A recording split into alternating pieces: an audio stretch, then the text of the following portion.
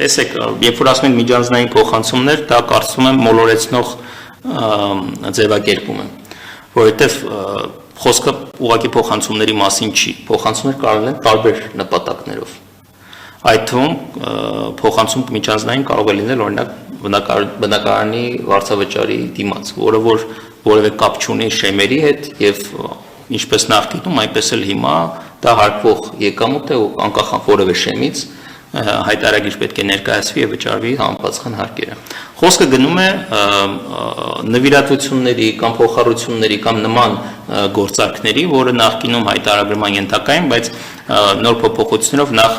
օրինակ վարկերի մասով մեր բազմաթիվ քաղաքացիները հարցը բարձրացնում են, թե ինչու են վարկերը օրինակ հայտարարագրման ենթակա, մենք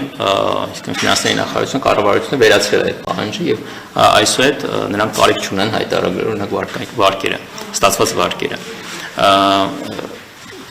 Շեմի մասով այո, շեմը վերանայվել է եւ օրինակ եթե մի ընկեր մյուսին որոշակի փոխանցում է կատարում, օրինակ միասին ես փորձեմ ավելի բարձ լեզվով բացատրել, որ հասկանալի օրինակ միասին գնացել են որևէ սրճարան եւ մի ընկեր օրինակ վճարում է կատարել եւ մյուսը համապատասխան փոխհատուցում է տալիս, նման դեպքերը իրականում օրենքի իմաստով նախկինում էր հայտարարագրման ենթակա չէին, բայց հիմա առավել եւս շեմի արկայությունը գործարքի մասով շեմի արկայությունը հնարավորություն է տալի, որ նման գործարքների մասին ընդհանրապես մեր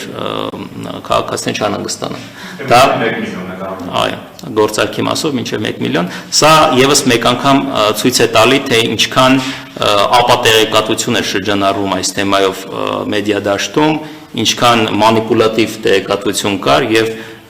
մեր խնդիրը ամենևին ինչ որ փոքր գործարքներ բացահայտել կամ դրանց հետևից ինչ որ անհասկանալի վարչարություն անելը չէր, այլ ընդհանուր մեծ պատկերը տեսնելն է մեր ազգաբնակչության եւ հարկման առումով օրինակ նախկինում բազմաթիվ հրապարակումներ են եղել եւս ապատեղեկատվություն է եղել, որ չգիտեմ ձեր օտարերկրյա բարեկամներից ստացվող փոխանցումները այսօր սկսում են հարկվել եւ այլն, փորձը ցույց տվեց, ինչպես եւ մենք ասում էինք, որ նման իրողություն չկա եւ դա բացարձակ սուտ է եղել։ Շատ լավ, իսկ շեմը բարձրացնելով մինչև 1 միլիոն որոշակի ռիսկեր տեսնում եք, ամեն դեպքում կլինեն մարդիկ, որոնք ծառայություն կմատուցեն, հա, ինչ որ հանդիսավար կաշխատեն, գումար կվերցնեն եւ դա կձևակերպեն, որ ընկերն է փոխանցել։ Պեկը ինչ գործիքակազմ ունի կամ վերահսկողության տակ պահելու եք այս գործընթացը։ Անկախ է համակարգից, Պեկը ուներ մի շարք վարչարական գործիքներ, որը որ համակարգի ներդրմամբ ըստ էության չեն փոխվել։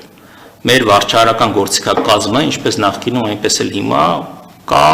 գործում է իհարկե որոշակի արդյունավետությամբ, դուք տեղյակ եք, որ մենք ֆինանսական հաշիվների փոխանակում ենք սկսել թե տեղական բանկերի հետ, թե միջազգային մեր գործընկերների հետ, բազմաթիվ այլ վերլուծական գործիքներ ենք ներդրել, այդ թվում արհեստական բանականության գործիքակազմ ենք ներդրել, հենց նման տարբեր փոխհարաբերություններ ավելի լավ վերլուծելու համար։ Իհարկե սա չի նշանակում, որ մենք ամեն մանր դեպքի հետևից գնալու համար մեծ ռեսուրս ենք ծախսելու, բայց ընդհանուր առմամբ թե հայտարարագրման համակարգի ներդրումը, թե մեր մնացած գործիքների ներդրումը նպաստելու են նրան, որ կամավոր կարգապահության մակարդակը բարձրացնենք։ Այսինքն մեր ենթադրությունը հետևյալն էր, որ եթե մեր քաղաքացիներին տանք ավելի հարմարավետ գործիք իրենց հարկերը հայտարարելու եւ վճարելու, դա որոշակի առումով կընկալվի եւ այդ ազդեցությունը իր կունենա եւ այսօր արդեն ունենք փաստեր, որոնք ապացուցում են մեր նախնական ենթադրությունը։ Օրինակ նախորդ տարի հայտարարագրման համակարգով հենց բնակարանների վարձակալության վճարների հայտարարագրման հետ կապված հարկերը աճել են 143%-ով։ Իսկ բացարձակ թվով որքան է մոտ բացարձակ թվով այս պահին առանձին եկամուտների տեսակով չեմ ուզի նշեմ, բայց ընդհանուր կարող եմ ասել, որ նախկինում եթե մենք հավաքագրել էինք, այսինքն 23 թվականի արդյունքներով հավաքագրել էինք 4.5 միլիարդ դրամ եկամուտ, այս տարվա, այսինքն 24 թվականի հայտարարագրման արդյունքներով մենք հավաքագրել ենք 8.7 միլիարդ դրամի, այսինքն հայտարարագրվել է 8.7 միլիարդ դրամի հարկ, ինչը գրեթե կրկնակի անգամ ավելի շատ է, քան նախկինում հայտարարագրված հարկը։ Խոսքը ֆիզիկական անձանց մասին է։ Դա միայն բնակարանների վարձակալության գծով է։ Ոչ. Չէ, ընդհանուր։ Նաև արտադրական շինություններ կան, ասենք դեպքեր, երբ ֆիզիկական անձը Չէ, խոսքը գնում է հայտարարման համակարգով վճարվող հարկերի մասին։ Հայտարարման համակարգով վճարվող հարկերը, ինչպես նախկինում այնպես էլ հիմա, խոսքը գնում է ֆիզանց գործարքների մասին։ Այսինքն ձեր ասած դեպքը օրինակ որ արտադրական ձեռնարկություն եւ այլն, ֆիզանցը կազմակերպությանը վարձակալությամբ է հանձնել տարածք, դա ֆիզանց գործարք չէ։ Եվ այստեղ կա հարկային գործակալ, այն է արտադրական ձեռնարկությունով վարձակալությամբ վերցնում է տարածքը եւ նախկինում եւ հիմա էլ իրենք են վճարում հարկերը ֆիզանցի փոխարեն եւ դա համակարգի ներդրման հետ առնվազն հարկերի վճարման մասով ուղիղ կապ չունի։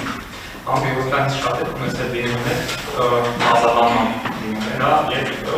ֆիզիկական դատումներն են վճարում, որտեղ շատերը ինքնուսեյշում են, որ տարիներ առաջ դա ենթակա է հայտարարման եւ վարկան հայտարարել վճարել դրանից։ Հիմա այլևս պարտադիր չէ, այսպես բազալանումների անցումներ շատ է ունենում Նման վիճակագրության այս բանը չեմ տիրապետում, որ հստակ պատասխանեմ, բայց գույքի օտարումը եւս հայտարարման ենթակա է, ուրիշ բան, որ գույքի օտարումը շատ դեպքերում հարկման օբյեկտ չէ եւ տվյալ պարագայում եւս հարկման հարց չի առաջանում, այլ բան, եթե գույք ասելով օրինակի նկատի ունենք կրիպտոակտիվների հետ կապված կարգավորումները նոր ենք գործողության մեջ դրել եւ այդտեղ օրինակ ֆիզիկական անձանց հետ կապված որոշակի հարկային պարտավորություն առաջանում։